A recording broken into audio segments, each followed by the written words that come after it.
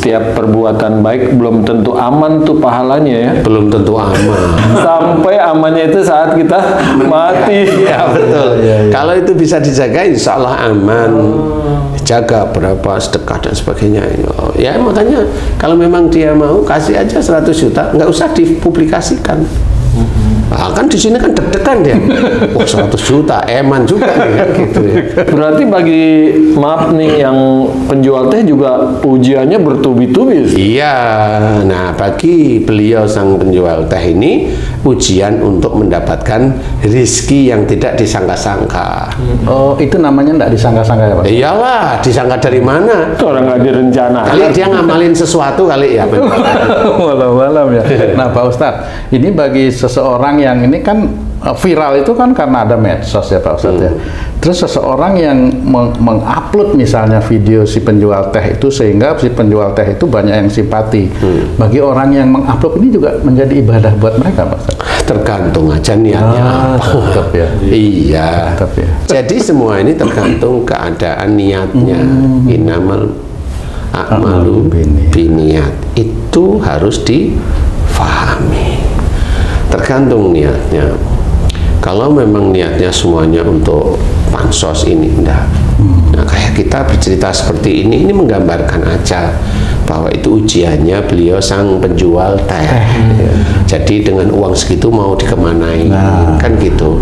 Bisa aja nanti saudara-saudara yang dulunya nggak pernah datang semua. Biasanya itu. Terus pura-pura sakitnya mencret. Bukan masalah apa-apa. Teman-temannya yang dulu jauh datang semua, ya, ngajak nongkrong. Yang biasanya itu hanya cuma ngopi pahit sama singkong, nongkrongnya di kafe. Kan macam-macam ya. Ya kan? Yang dulunya nggak ngerokok jadi ngerokok. Kan seperti itu sebenarnya. Jadi ini ujian aja bagi beliau sang penjual teh. Jadi ya nggak perlu kita menjadi sesuatu itu baik itu jelek. Kita nggak ngerti karena setiap kali waktu itu berjalan seseorang itu bisa berbuat baik, bisa berbuat buruk. Berarti takdir berubah setiap saat seperti itu.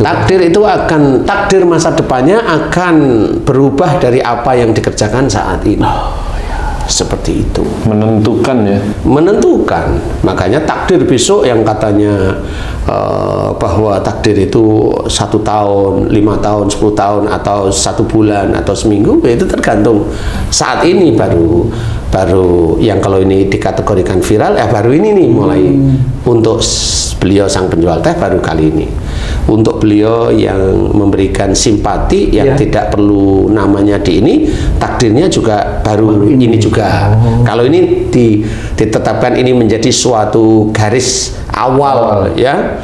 Kemudian baru yang orang yang memperlihatkan uang kepok-kepokan, saya nggak tahu siapa ya. Itu difoto dan kemana-mana itu, ya itu juga takdirnya dia berjalan mulai detik itu. Seperti itu. Dan banyak hal. Dan nggak cuma masalah itu. Masalah-masalah orang lain juga banyak. Jadi semua akan menjalani takdirnya masing-masing. Apakah takdir itu dijalankan karena Allah Ta'ala atau takdir itu dijalankan untuk duniawi, kita nggak tahu. Tapi kalau untuk duniawi jangan. Kalau memang menyumbang nggak perlu ada gambar uang tumpuk-tumpuk, yang nggak perlu istilahnya. Ya kalau mau yang kayak tadi lewat rekening ya. Tapi hati-hati kalau ada seorang, saya menganu donatur untuk sang penjual teh, hati-hati. Bisa dibawa kabur. Ya jangan. Iya itu kan biasa. Jadi takdir semuanya akan menjalani. Kita sendiri berbicara seperti ini harus yang standar. Semua menjalankan takdir, termasuk kita membicarakan beliau. Ini ada takdir yang kita jalani. Apa yang bisa kita sampaikan kepada teman-teman beriman kita semuanya, yaitu kayak tadi. Pada saat teman-teman beriman itu mengalami sesuatu hal, dilimpahkan rezekinya oleh Allah Ta'ala, mau apa? Kan begitu aja pertanyaan. Kalau memang bangga, seneng, oh begini, akhirnya nggak ada Allahnya, ya Allah tahu bahwa oh ya sudah gitu aja. Kalau mamanya mendapatkan takdir yang kurang nyaman, teman-teman beriman mau bagaimana? kan seperti itu. Jadi ini standar yang harus diketahui, bahwa di dalam bersimpati boleh, asal tidak berlebihan seperti itu. Boleh, silahkan. Karena Allah silahkan, mau 5.000, mau 10.000, yang penting masuk dan niatnya karena Allah Ta'ala.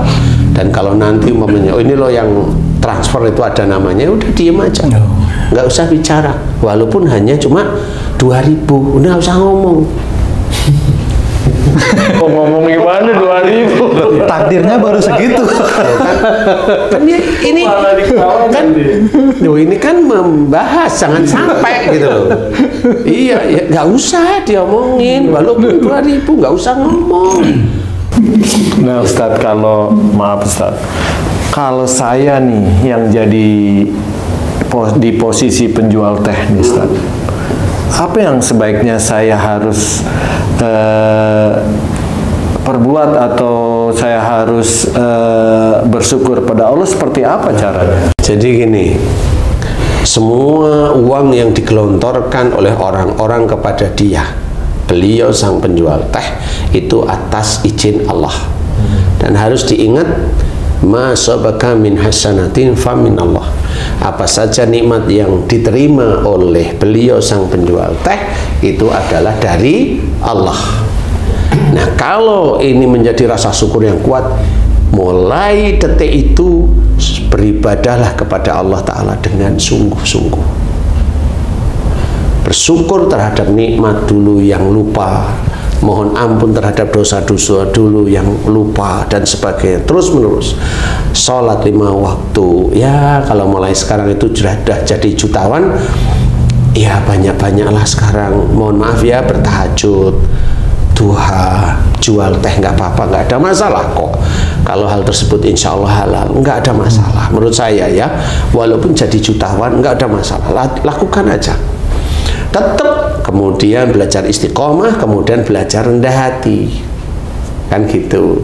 Jangan menceritakan bahwa saya ini begini, makanya hasilnya nggak usah diceritain seperti itu, karena itu juga nanti akan menjadikan kesombongan, bahwa yang menjadikan uang itu didatangkan oleh Allah Ta'ala dari dia. Nggak boleh. Tetap pegang kalimat dalam Quran, bahwasanya nikmat yang kamu terima itu dari sisi Allah. Jadi jangan bilang dari menderita saya, dari sholat saya, dari doa saya. Tidak, Allah aja.